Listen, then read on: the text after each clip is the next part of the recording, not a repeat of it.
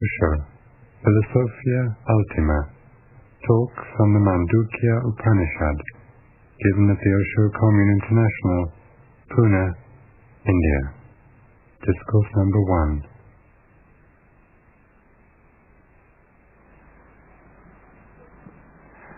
Bhagwan.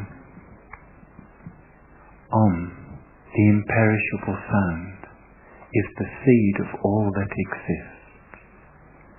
The past, the present, the future, all are but the unfolding of Om. And whatever transcends the three realms of time, that indeed is the flowering of Om. This whole creation is ultimately Brahman, and the Self, this also is Brahman.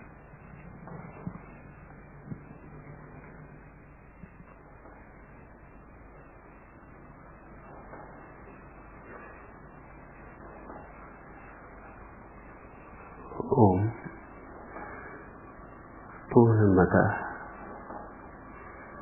Purnamidam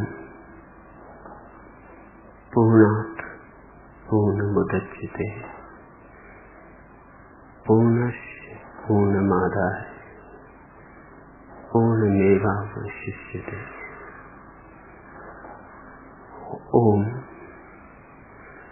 that is the whole. This is the whole. From wholeness emerges wholeness. Wholeness coming from wholeness. Wholeness still remains.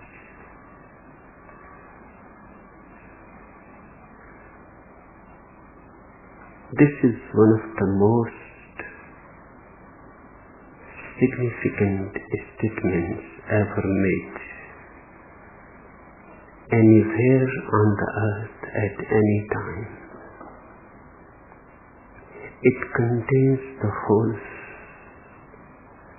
secret of mystic approach towards life. This small sutra contains the essence of the Upanishadic vision. Neither before nor afterwards the vision has been transcended. It still remains the Everest of human consciousness, and there seems to be no possibility to go beyond it. The Upanishadic vision is that the universe is a totality, indivisible. It is an organic whole. The parts are not separate. We are all existing in a togetherness. The trees, the mountains, the people, the birds, the stars, howsoever far away they may appear, don't be deceived by the appearance. They are all interlinked, all bridged. Even the smallest blade of grass is connected to the farthest star, and it is as significant as the greatest sun. Nothing is insignificant. Nothing is smaller than anything else. The part represents the whole. Just as the seed contains the whole, The seed contains the past, because all the trees that have preceded it are contained in it. And the seed also contains the whole future. All the trees that may happen through it are potentially there. And of course, the seed contains the present. The seed looks so small, but it is not so small as it looks. If you dissect it, you will not find the flowers and the colors and the fragrance, and then you can decide that the seed is empty. But in fact, your method was wrong. That's what science has been doing with reality, dissecting it, analyzing it. Analysis is destructive. What is needed is a unifying vision, a synthesis. And that is the Upanishadic approach. The part becomes the whole becomes the part. There is no hierarchy in the Upanishadic vision of life.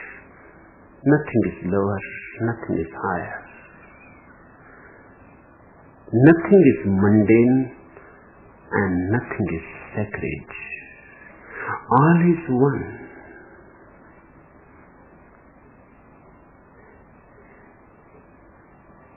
This vision remained a vision with few mystics. It never became part of human consciousness. That's why there is so much misery in the world. So much ugliness, insensitivity.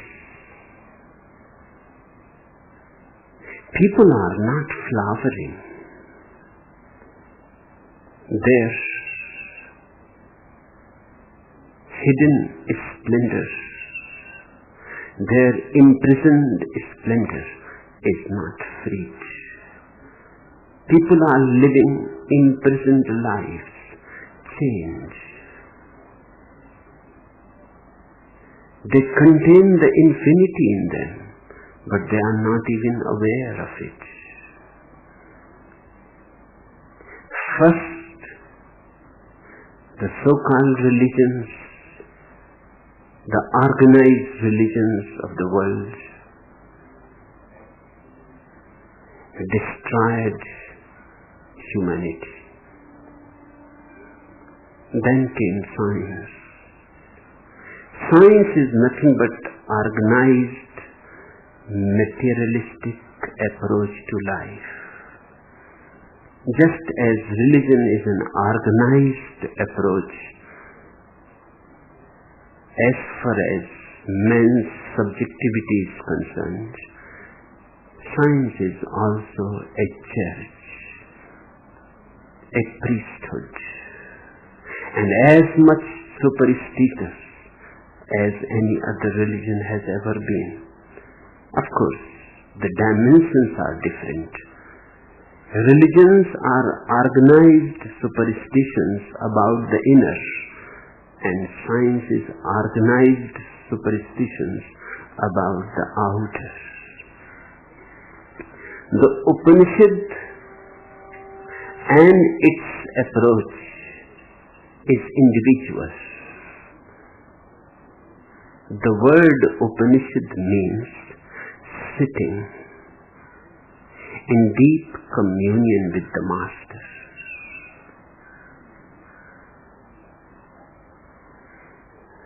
It has nothing to do with the church. No church can ever be religious. All churches are basically political. You have to understand the definition. Politics means society, collectivity. A religion means individuality. A religion is a rebellion against the collective.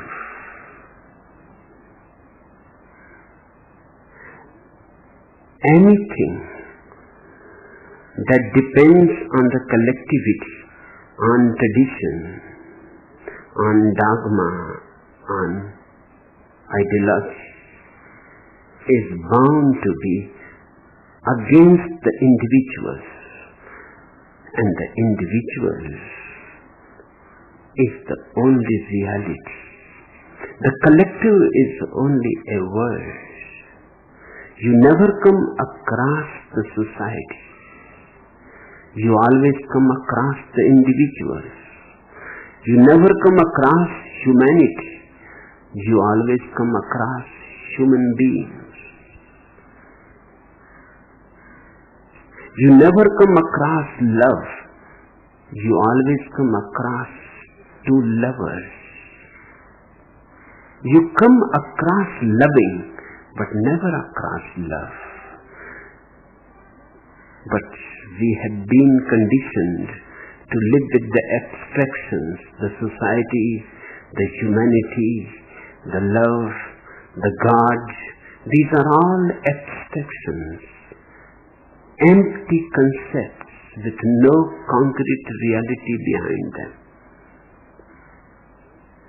The Upanishad is very realistic, very pragmatic. It is communion from heart to heart. That's the meaning of the Upanishad. A very strange meaning, sitting by the side of a master. Just sitting by the side of a master. And then something transpires. Something like a flame jumps from the heart of the master to the heart of the disciple. The master has come home. The master has experienced the truth. The disciple is seeking. But the seeker has to be silent, utterly silent. It is not a question of asking questions, because the ultimate questions can neither be asked nor answered. They are only transmitted. Without asking, without answering. That transmission beyond words is the meaning of the word Upanishad. And before we enter in these sutras of Mandukya Upanishad, this has to be understood. My whole effort here is to revive the spirit of the Upanishads again. You are sitting in silence with me. This pause, this rest, this relaxed attitude, this silence in which all dualities disappear. I am not here, you are not there, but something pervades, permeates, overwhelms. That overwhelming experience is contained in these sutras.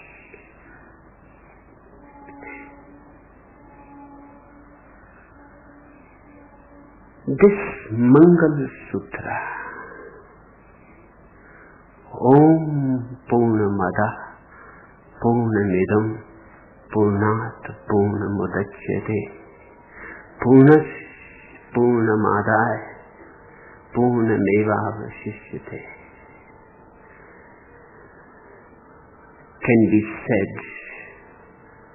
to contain the whole approach, the vision.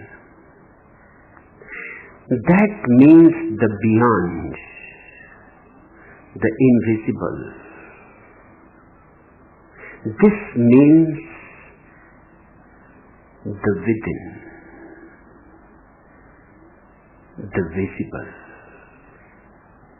That means the hidden. This means the manifest. That means the infinite. This means the finite. That is the whole, of course. But the insistence of the Upanishads is this too is the whole.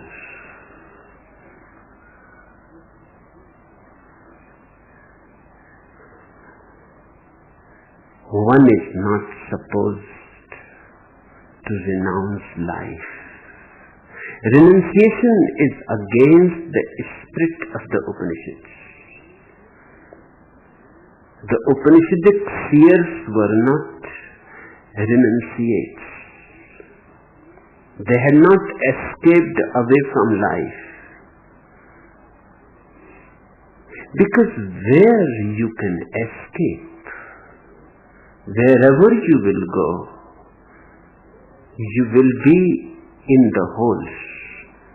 As much as you are here in the whole, the marketplace and the monastery,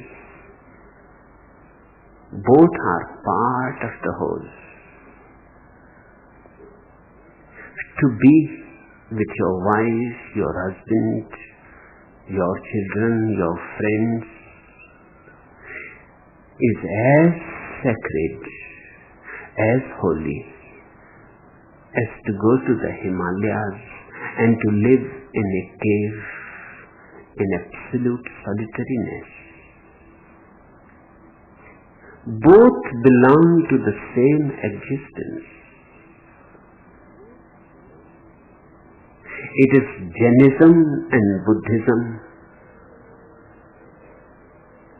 and their emphasis on renunciation that destroyed the Upanishadic flight.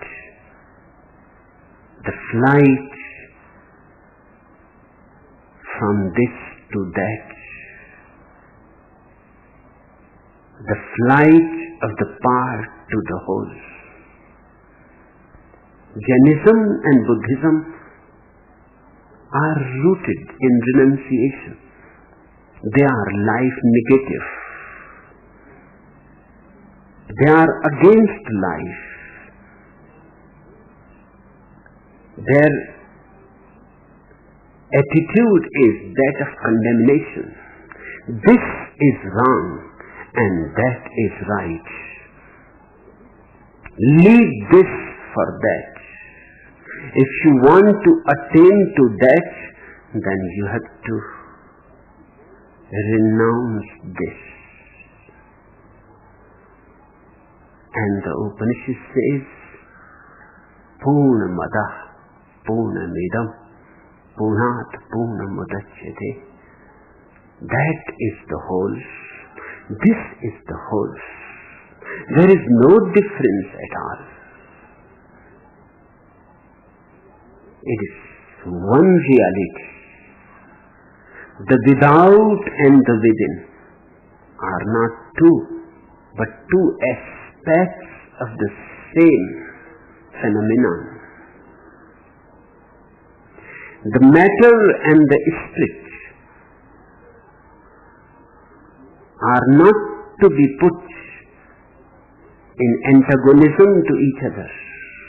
They are not opposites. And we know they are not opposites, because in you the meeting is happening. Even this very moment, your body and your soul are not two. They are one. Your body affects your consciousness. Your consciousness affects your body. Your body is only the outermost part of your consciousness, and your consciousness is nothing but the innermost core of your body. The body is the dimension that spreads outwards, and the consciousness, the soul, is the dimension that goes inwards. But it is one spectrum. You are already living the unity of this and that. But Jainism and Buddhism both created a great calamity. The calamity was that they condemned life. And it appealed to the people. For the simple reason, because people don't know the art of living. Hence they are miserable. They are living in suffering. Their life is a continuous drag from one suffering to another. And they don't see any hope. Everything seems to be a hopeless despair. So when Buddhism and Jainism started talking that life itself is wrong, it appealed to the people. People are always ready to throw the responsibility on others' shoulders.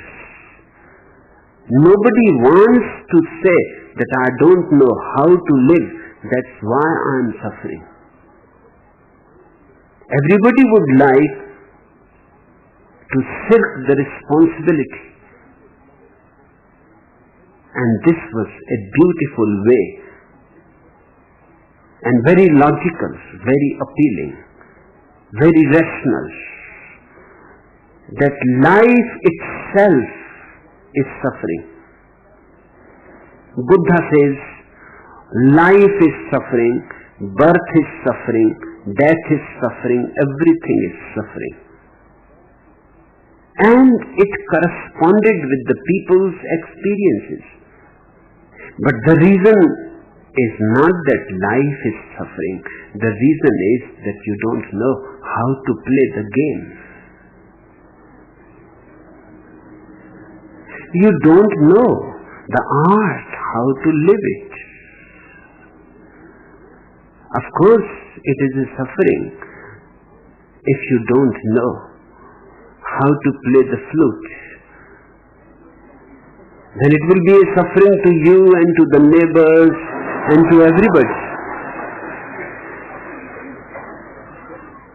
And sooner or later you will get fed up. And you would like to renounce this flute. Because this is simply creating trouble for you and for others. But the flute is not at fault. It is simply that you don't know how to play. Otherwise it is capable of creating beautiful music. It can nourish you and others. Life is a very complex phenomenon, far more complex than a flute. The life is the whole orchestra, thousands of musical instruments together, and you have to learn to play all of them in such a way that you can create a harmony. That's the whole art, and life is an opportunity to learn it. It is not to be renounced, it is to be rejoiced. I belong to the Upanishadic world. Upanishads belong to me. Their vision is my vision too. I would like to destroy this life negative approach, to uproot it completely. It has made you suffer, and it has helped you to rationalize your suffering.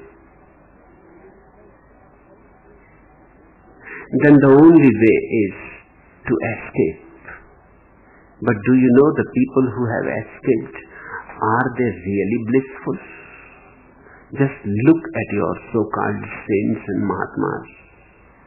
Are they really blissful? They look so sad, so serious, so dead.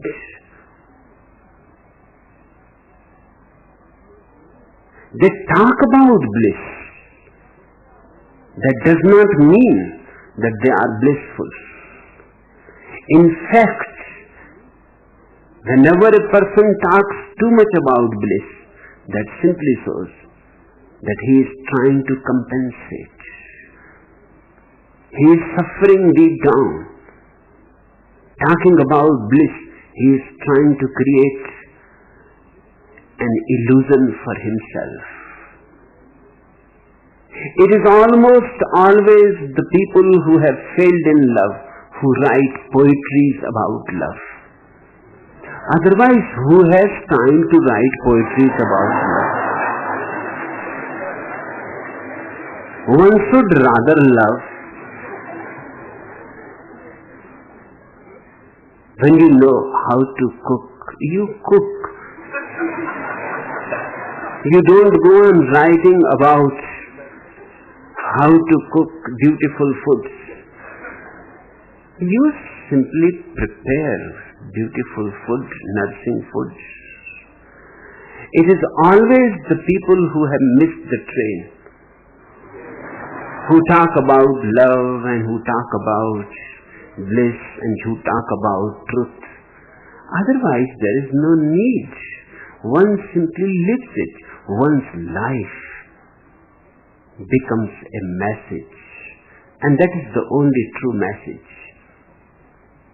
Just look at your saints. They cannot be blissful. They are so egoistic. Their whole mind is full of nothing but ego. If you look into their eyes, you will find only one message written in thousands of ways: holier than thou. A deep condemnation for you. A deep condemnation for all people. A deep condemnation for everything that exists. What a dust I raise, said the fly on the chariot wheels.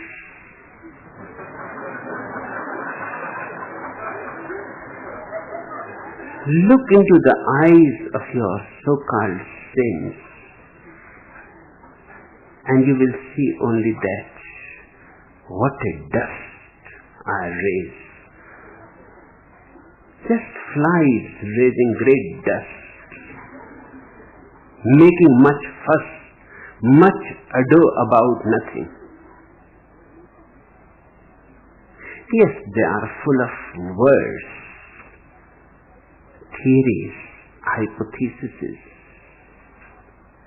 But a blind man can be very much acquainted with all the theories about light that does not help him to see. A flea sits down on the flap of a box of cornflakes, takes out a deck chair, sunglasses, and suntan lotion, and begins to sun himself. Suddenly he sees another flea run quickly past him. He settles down back into his deck chair when out of nowhere the flea races past from the other direction. This scene, the flea running past from one direction, then the other, goes on for a while. Unable to contain his curiosity, the first flea grabs the second one as he is running past. Hey, what's your hurry? What are you doing? Gasping for breath, the second flea mutters, can't stop now. It says, steer across the dotted line.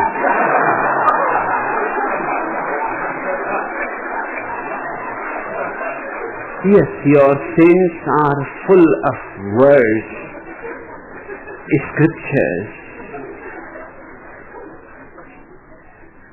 They have read much, studied a great deal, but that does not make them knowers. Knowing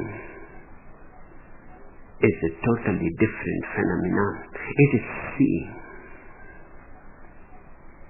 It is not believing. They are all believers. And believers always behave foolishly. Because a blind man can learn too much about light, and then he may start believing that he knows what light is, and then the trouble begins. He may throw his walking stick. He may stop asking others, where is the door or where is the way? Because he thinks that he knows himself now enough. There is no need to ask and inquire. He is bound for trouble. The trouble is inevitable. A South American style dictatorship has taken over in the United States. Ronald Reagan, John Anderson, and Jimmy Carter are lined up to be shot. As the firing squad gets ready, Reagan yells, "Earthquake!" and escapes in the commotion. As the executioners ready themselves again, Anderson yells, "Flood!" and he escapes in the confusion. As the firing squad lines up for the third time, Jimmy Carter decides to try the same idea and he yells, "Fire!"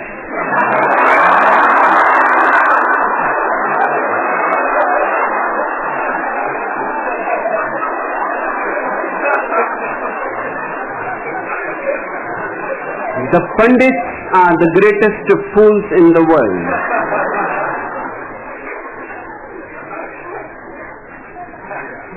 They may talk about great things, but they have not even known the little things of life. They may talk about the beyond, about that, but they know nothing about this. And without knowing this, you cannot know about that. This is the bridge to that. This world has to be lived with such joy that you can discover God in it, because there is no other way to find Him. This is the message of the Upanishads. From wholeness emerges wholeness. Wholeness coming from wholeness, wholeness still remains. One very important thing to be remembered: the Upanishads don't believe in perfection. They believe in totality. The perfectionist is a neurotic type of person.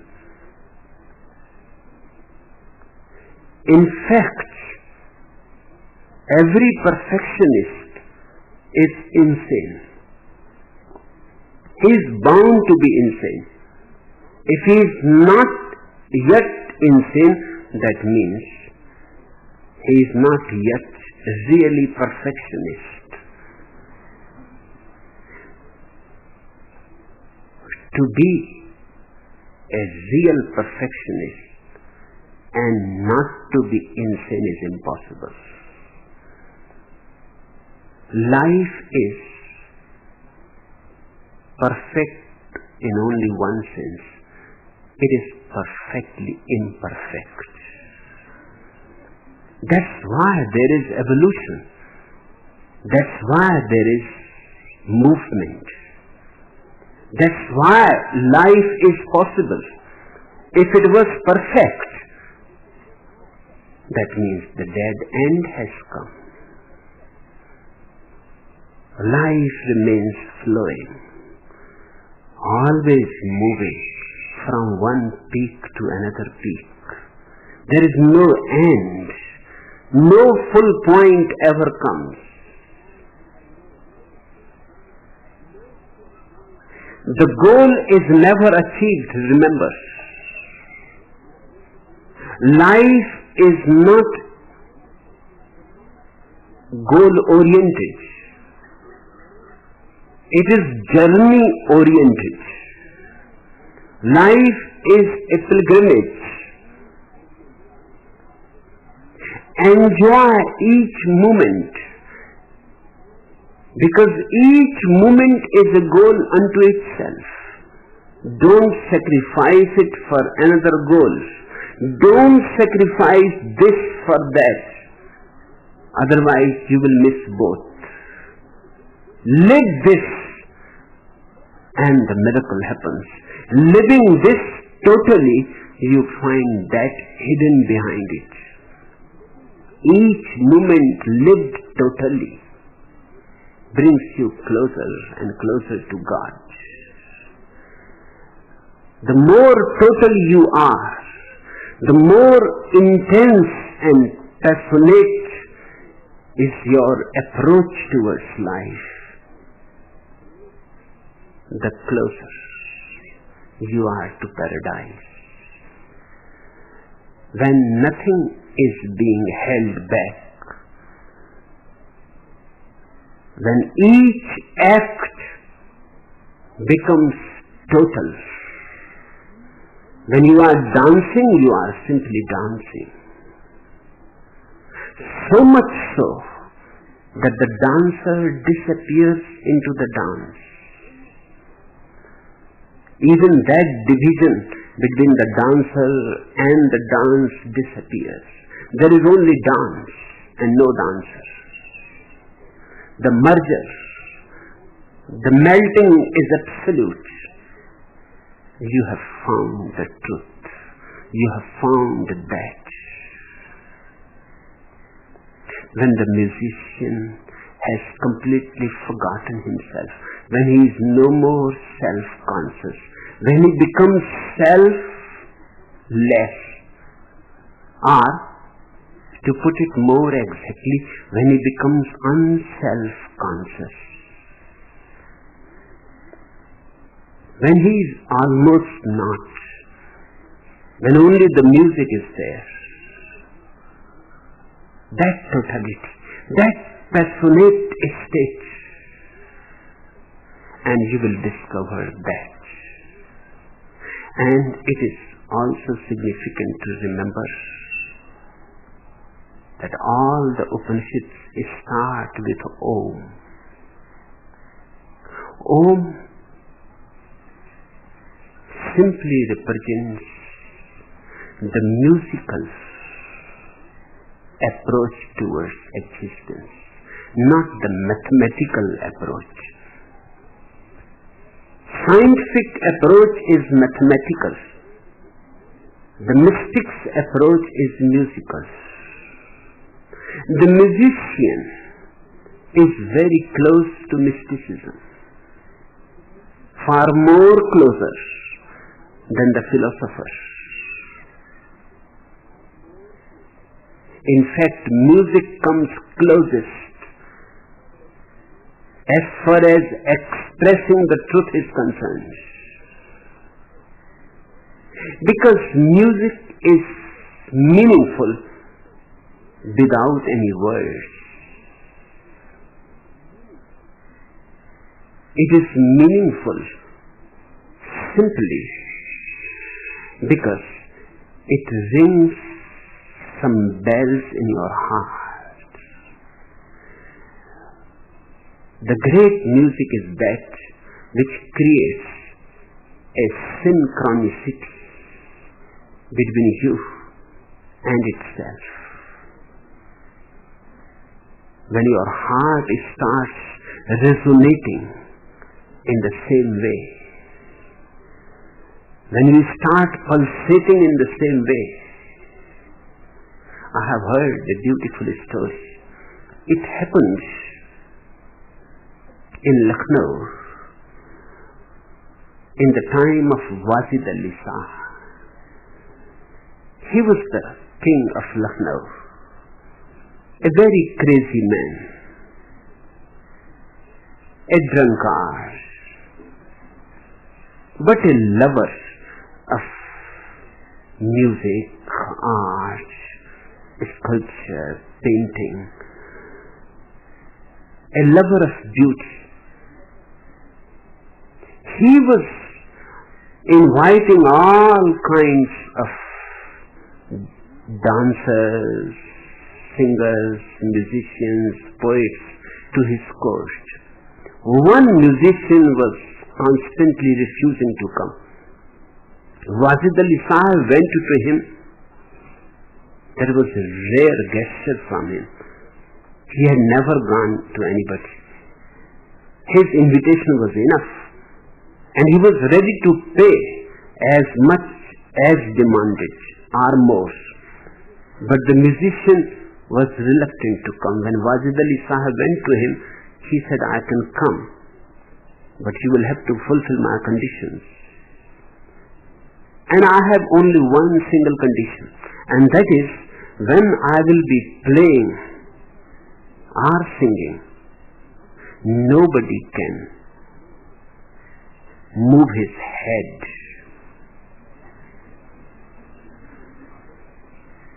Wajid Ali Shah said, that is not a difficult thing, don't be worried.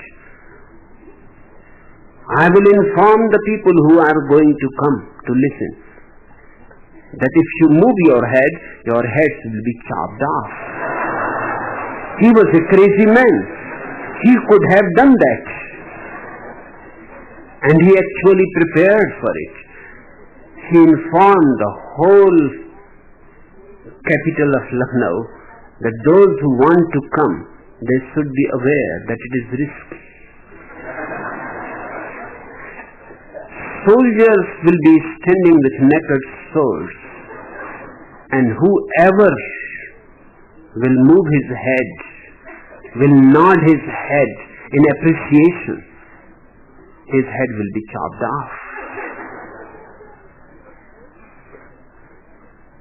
At least Lucknow had 10,000 music lovers. Only 100 people turned up. It was dangerous. You may be simply moving your head because a mosquito has been torturing you, or for some other reason, you may forget, because the musician is great. And to remember it continuously will be difficult. Even if snakes start moving, dancing, it will be difficult. So people avoided, but 100 people came. They were real lovers of music. They risked their life. It was worth. And the people were standing with naked swords. It was a strange gathering. And the musician started playing. And he was such a great musician that within 15 minutes' time, few heads started moving. Wajid Ali Sahib became very much worried, because it was not one head. Few heads, then few more joined, then few more. Then he became very much concerned. Is he going to kill all these 100 people? And these are the most appreciative people in the whole capital. He knew them. They were the lovers of music. By the time the musician finished in the middle of the night, all the 100 people were swaying. Wajid Ali asked, now what do you say?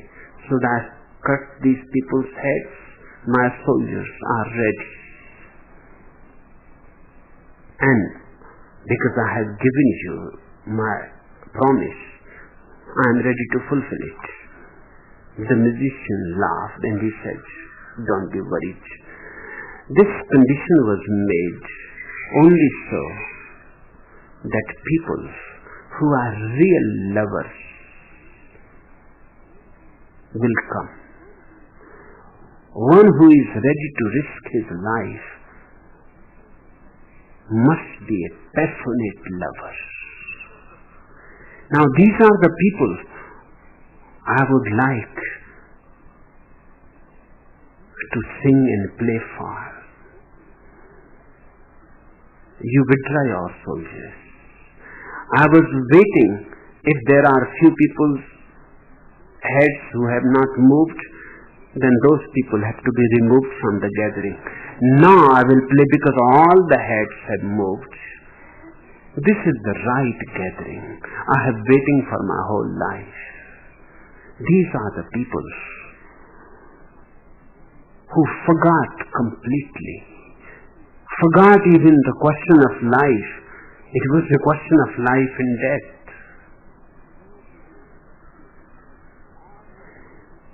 All the Upanishads begin with Om. Om means the primordial sound. The Rig Veda says, the most ancient scripture of the world, first the absolute, the Brahm, then Vak, the sound, the vibrating energy which becomes the universe.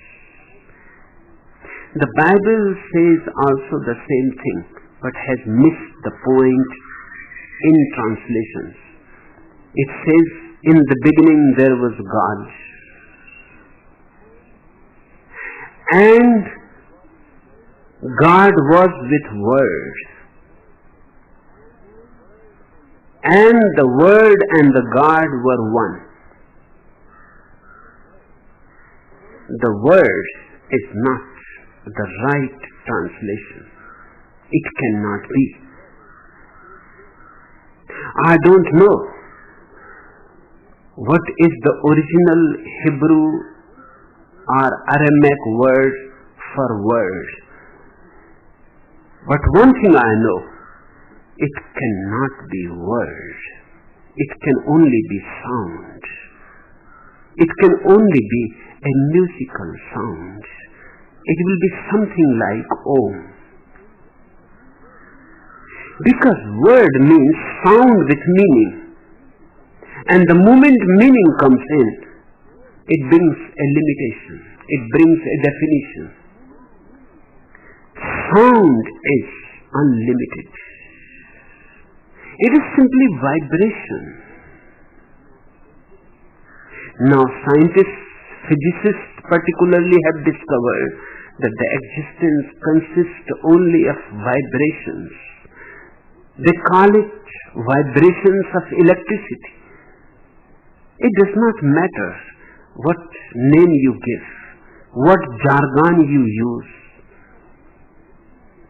but vibration means sound. That is the meaning of Om. Om is the primordial sound of which the whole universe consists. We are made of music. Hence, if we move into anything totally, only the music is left and everything else disappears. Because music is the stuff we are made of. All else is arbitrary, artificial, invented. Only the music hidden in our souls is not invented. It is part of God. God is the musician and we are his music. He is the dancer and we are his dance. He is the poet and we are his poetry. He is the singer and we are his song. This is the meaning of Om.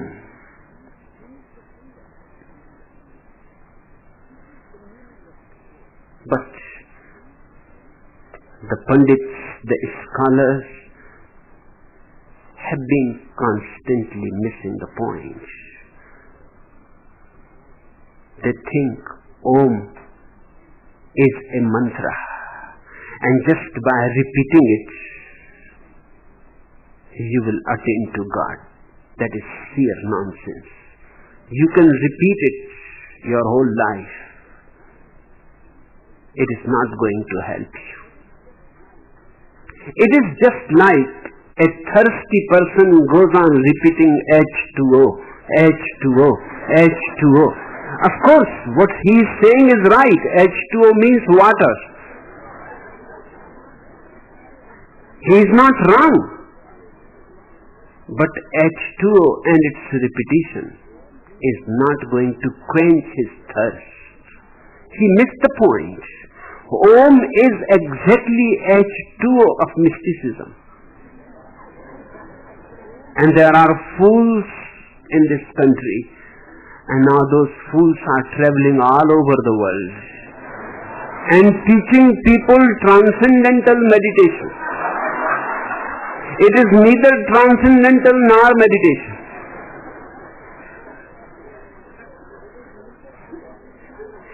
Just by repeating the sound Om, nothing is going to be achieved. In fact, something totally different has to be done. You have to become so silent, absolutely silent, that you can hear the sound within your innermost core. It has to be heard, not repeated. If you repeat it, it will be a head thing. It will be your head only playing a gramophone record. Let the head rest. Let all noise from the head be gone. Let the mind stop functioning. And then suddenly you will hear the sound. That is a totally different phenomenon. It has to be heard, not repeated. But the scholars are the most unconscious people, full of unnecessary philosophies, very complicated systems of thought, and ready to argue, to prove, to comment, but absolutely unconscious. They have not discovered the Om within themselves. It is called Anahat Nad. Anahat Nad means unstruck sound. There are two kinds of sounds. When you play on a sitar, it is a struck sound. A duality is involved. Your hands and the strings, and you have to struck, then the sound is created. It is a little bit violent. You are being violent with these strings.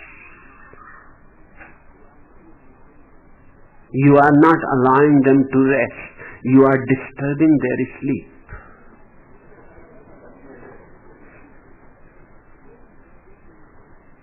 And there is a conflict involved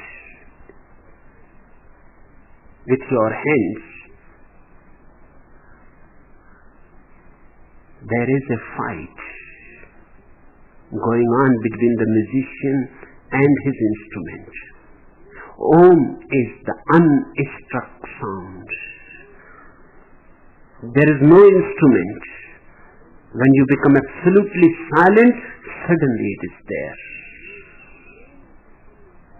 Zen people have the right expression for it.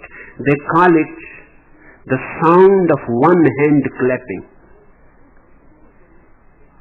If two hands are there, of course the clapping is easy.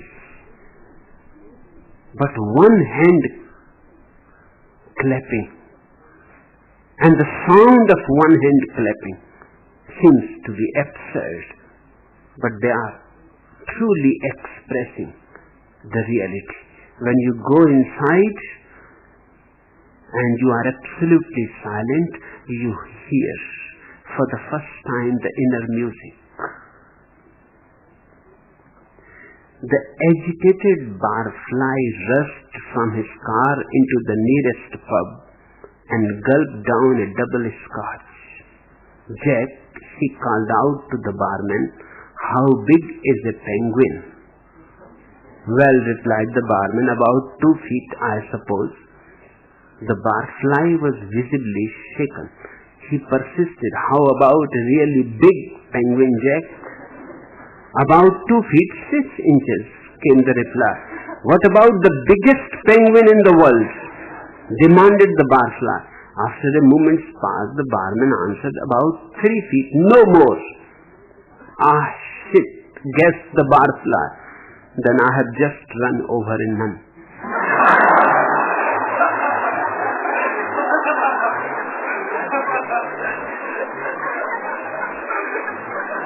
The scholars, the pundits, are drunk with knowledge, knowing nothing, but they are full of words. And their words are almost intoxicating because those words are beautiful. And they know the art, how to go on splitting hairs. Beware of the scholars if you want to understand the Upanishads. These are the words of the masters, of the Buddhas, of the awakened ones. These are not the words of the pundits and the scholars and the priests. The imperishable sound is the seed of all that exists. Om is the imperishable sound. It is the seed of all that exists. The past, the present, the future, all are but the unfolding of Om. And whatever transcends the three realms of time, that indeed is the flowering of Om. This whole creation is ultimately Brahm. And the self, this also is Brahm. Simple words, direct, but you can make much dust around them. You can create many clouds around them. Thousands of commentaries exist on the Upanishads. In fact, no commentary is needed. I am not giving you a commentary on the Upanishad. I am simply expressing my own experience through the Upanishad. It is not a commentary on the Upanishad. I am just a witness to the Upanishad. I am saying that what the Upanishad is saying is true because I have also seen it the same way. It is the eternal truth.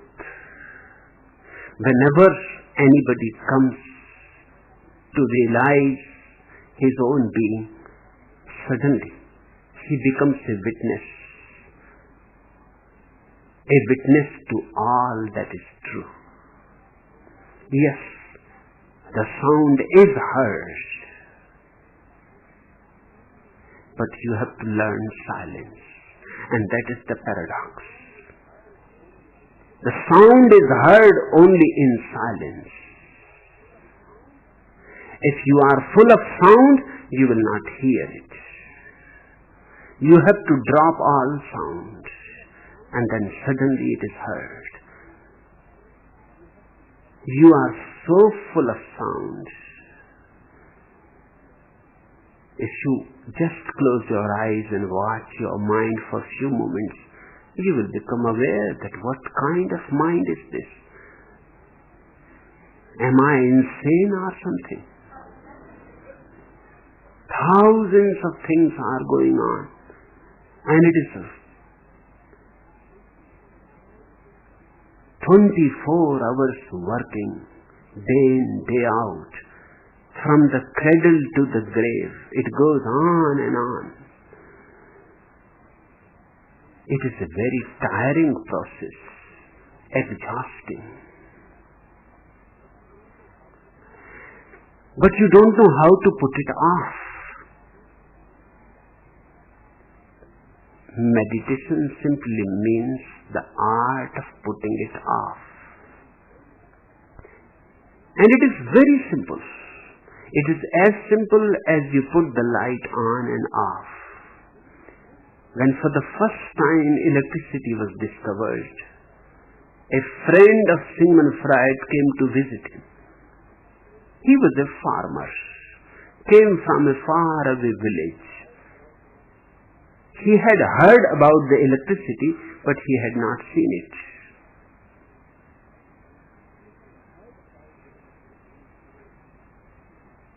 In the night, when Sigmund Freud left him in his room and asked him if he needs anything, he said, "No, everything is perfectly there and I don't need anything. Thank you. You can go to sleep." Freud went to sleep and the man was at a loss what to do with the electricity, because he had no idea that there are some buttons. All that he knew about was lamps. So he tried in every possible way to blow it off. It was so far away in the ceiling, so he stood on the bed. Still it was far away, so he dragged a table on the bed and stood on the table and tried hard, watched from every side. There seems not even a single hole. And what to do with this electricity?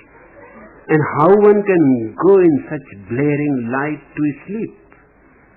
The whole night he turned and tossed, again and again tried this way and that, but nothing helped, and he was feeling bad to wake up Sigmund Freud and ask him.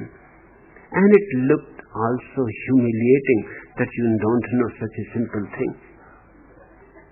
In the morning when Freud asked, you look very tired, what is the matter? He said, I have never been so tired in my life, and I have to say, I cannot anymore contain it. What is the secret of this light? How to put it off? And Freud said, why didn't you knock on my door? It is so simple. Come and I will show you. And he showed him the button. And the man said, this is strange. I could have never imagined that just behind the doors there is a button. I have never seen anything like this. Meditation is a very simple process. All that you need to know is the right button.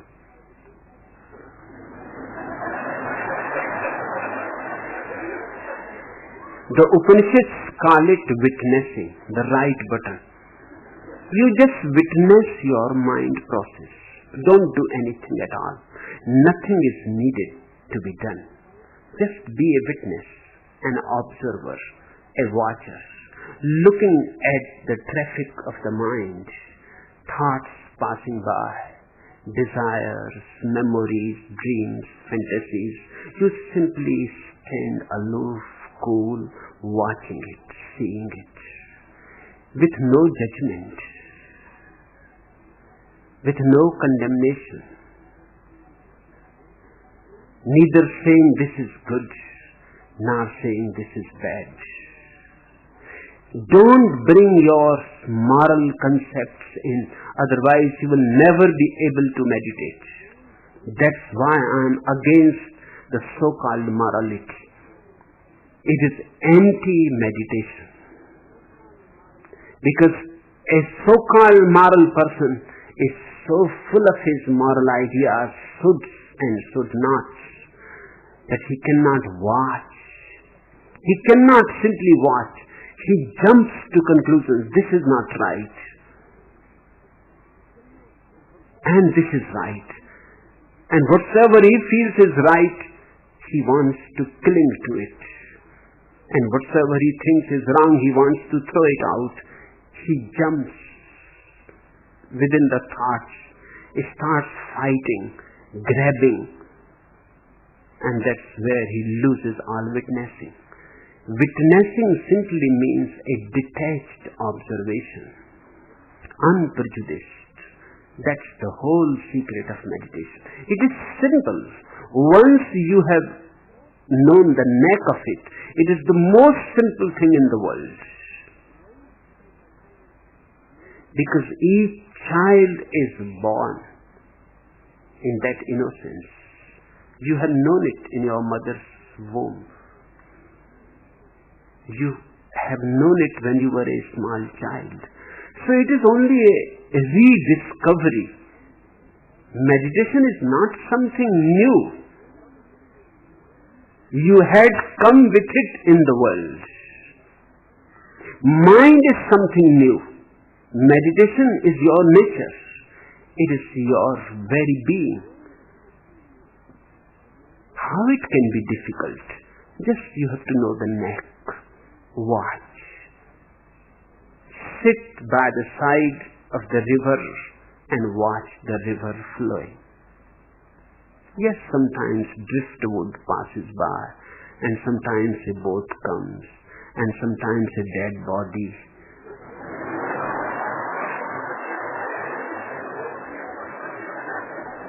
And sometimes a beautiful woman may be swimming in the river. You simply watch. You don't get bothered. You remain cool. You don't get excited. You are not supposed to do anything. You have nothing to do. It is the river and it is river's business. You simply sit silently. Sitting silently, slowly, the art is learned. And one day, the moment your watchfulness is total, the mind evaporates. If you are 50% watchful, the 50% traffic disappears. If you are 90% watchful, 90% traffic disappears. If you are 100% watchful, totally watchful, the mind totally disappears. The river is no more there. And in that moment when the mind is no more there, the sound is heard. Om Purnamada Purnamidam Purnat Purnamudachyate Purnasya Purnamadaya Purnamevavashishyate. And in that very moment you know, this is that. This is whole, that is whole. The whole comes from the whole. Although the whole comes from the whole, still the whole remains behind.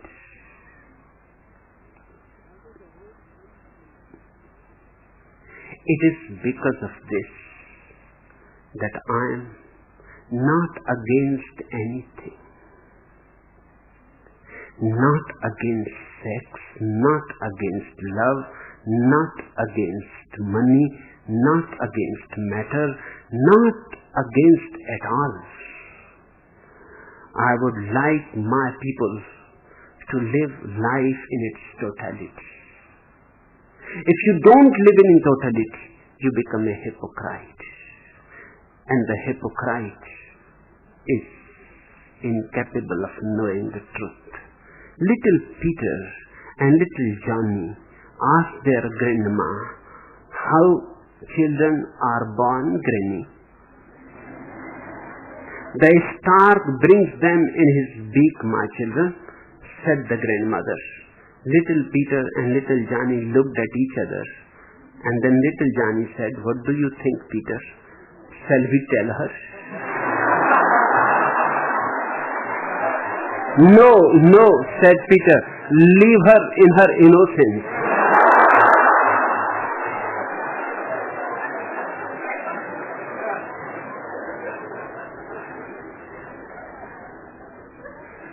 The husband and wife decided never to fight in front of their children.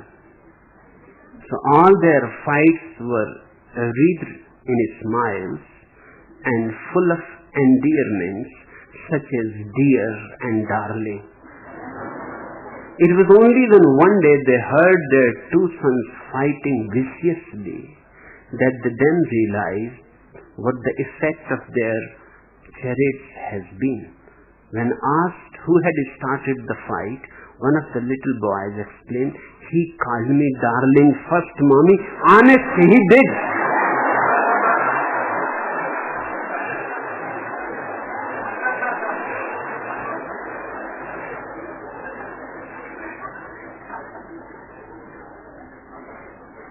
Did you hear about the Polak priest?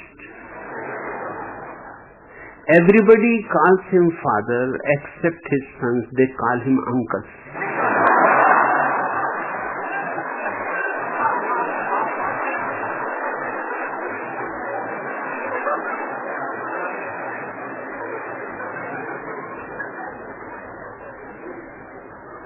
The hypocrite's mind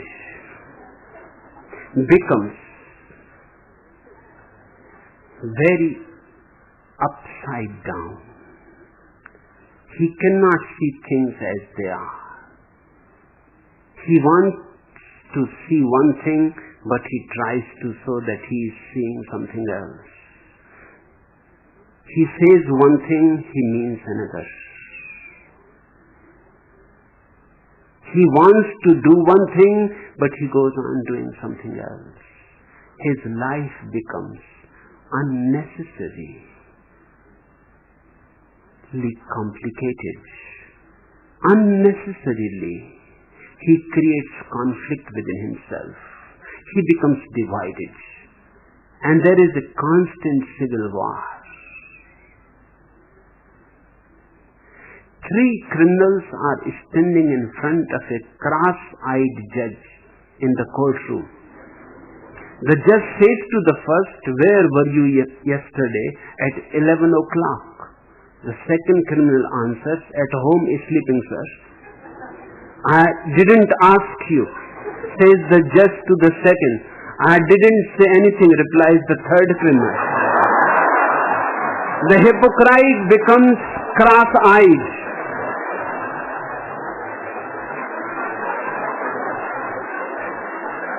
Avoid being a hypocrite. But our society, all over the world, the so-called civilization and culture only creates hypocrites.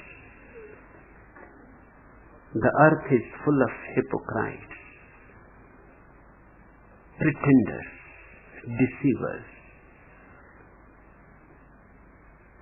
That is not the way to hear the primordial sound.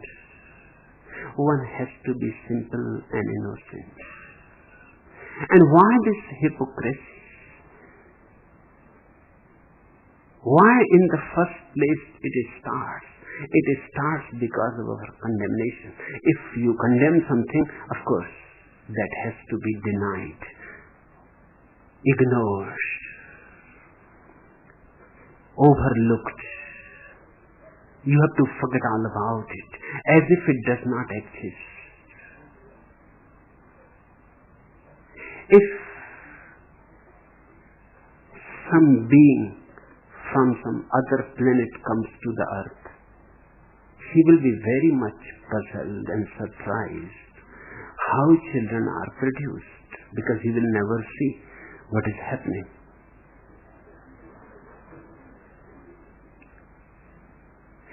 He will never see the truth. And all kinds of nonsense will be told to him, which will be as far away from reality as possible. The Upanishads are life affirmative in its totality. The Upanishadic seers lived as ordinarily as you live. They were not Mahatmas. They were not saints. They were seers, but not saints. They were sages, but not saints. They lived a very ordinary life, of course, with a very extraordinary intensity and passion.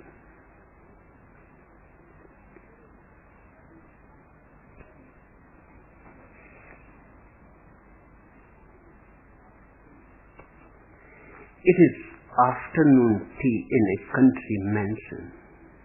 The lady of the house and the vicar had been discussing arrangements for the yearly fete to be held in the mansion's vast gardens.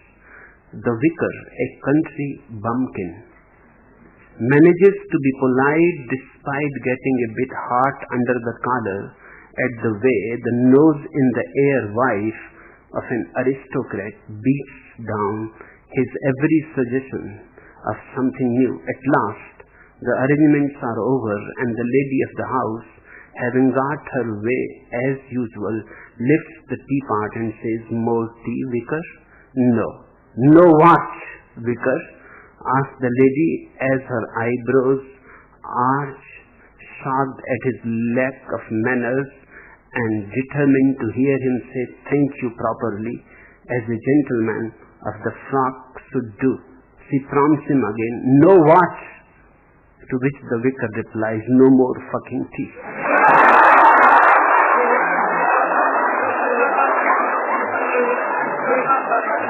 People should be simple. People should be ordinary and live the ordinary life with extraordinary intensity.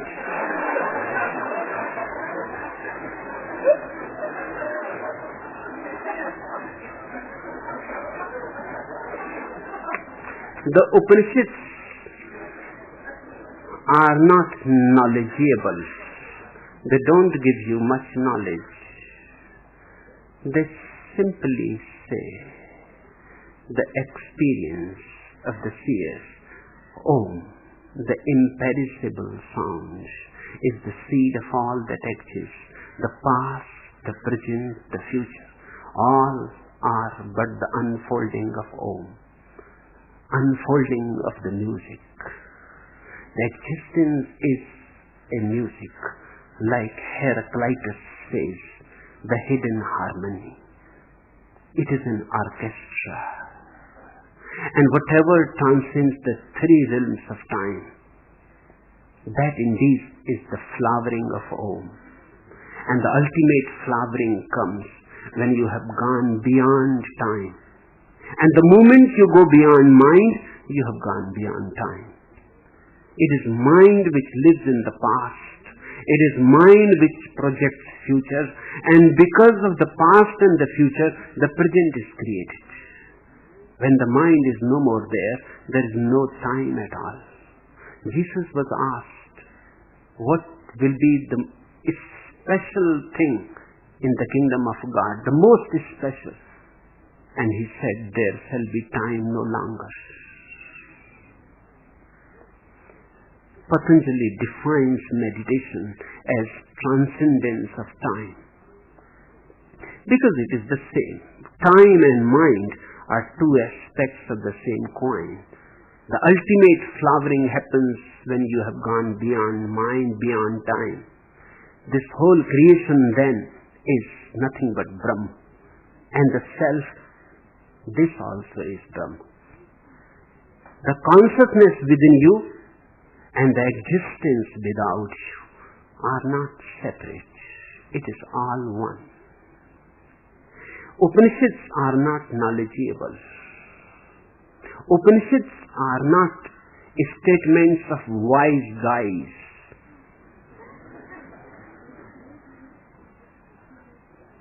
Not like the great Murphy. Look at his sutras. The great Murphy, the wise guy, says, the secret of success is sincerity. Once you can fake that, you have got it made.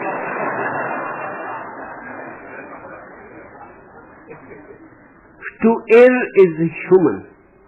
To blame it on someone else is even more human. If you have a difficult task, give it to a lazy man. He will find an easier way to do it.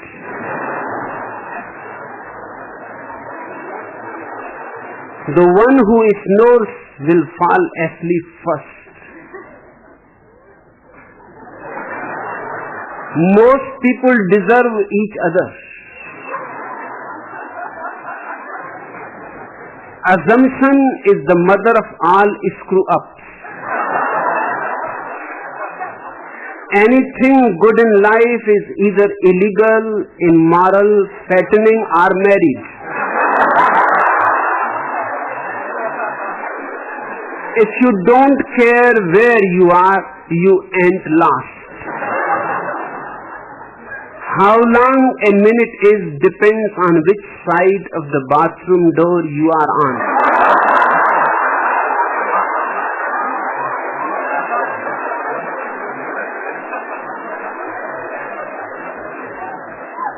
Now this great Murphy has reminded me of the bathroom. So excuse me please. Enough for today.